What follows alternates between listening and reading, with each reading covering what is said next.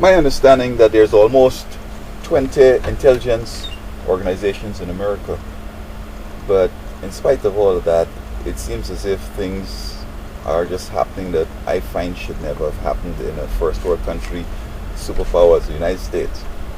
It seems as most intelligence organizations are geared towards a military sort of stance.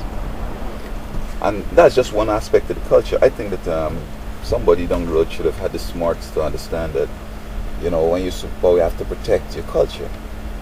Now, when I speak of culture, I'm speaking about everything that put together to make America function. I'm looking at the economy, I'm looking at the politics, I'm looking at religion, I'm looking at education, I'm looking at sports and war. And as I said, most of our intelligence is just geared towards war. I'll call policing all those actions, I call it war or military. Now, we needed organizations that would be looking at these various aspects of the culture to sort of preserve it. Look, for example, in religion.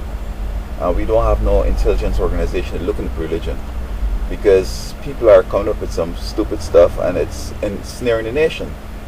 Folks going into yoga, folks going into voodoo, folks going into all kinds of stuff. These big churches that are just jumping up and the people are not getting any religious experience, true religious experience, getting in touch with God. So overall it's going to affect the society because they don't have that fortitude that comes from religion. And even when they go into the military, they may not have the courage that they would have had knowing that God is with them, etc.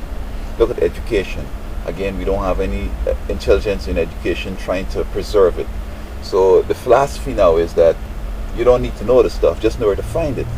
So you'd have a guy with a bachelor's, a master's, and a doctorate, and he doesn't know anything. He doesn't have a memory of nothing except he knows where to go and find information. And I find it as a cop-out. I mean, an intelligence organization should have been protecting us and saying, hey, these folks need to know stuff. Because when you hire somebody with a bachelor's degree or whatever level of education, you expect that they're going to perform on that level, but you still have to come and give them seminars and teach them what they need to know. Well, so what's the point in having education?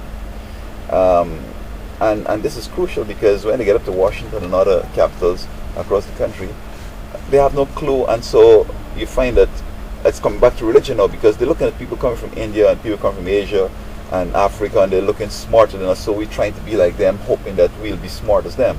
And what we're copying is the voodoo and the dumb stuff that's going on in their countries.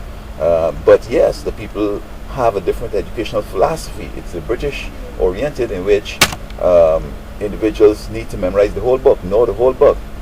So that I, who have done the British European educational system, and I come and I did the American, although I'm doing these multitude of courses, I still need to understand them in depth.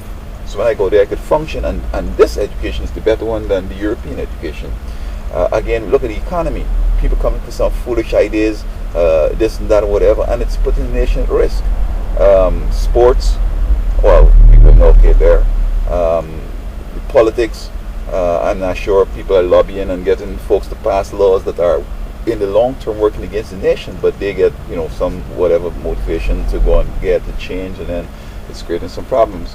So I would recommend that America needs to look at it carefully and see that because so far we've had no military challenge, World War, Pearl Harbor, 9/11 and all that, but I'm not getting into all that conspiracy and another way of looking at it, but I mean, yes, they have hurt us, but the real deal is the other aspects of the culture that are so crucial that in spite of a military operation, we could get a serious cultural meltdown and bring an end, and the military can't protect us from that because they can only deal with offensive things.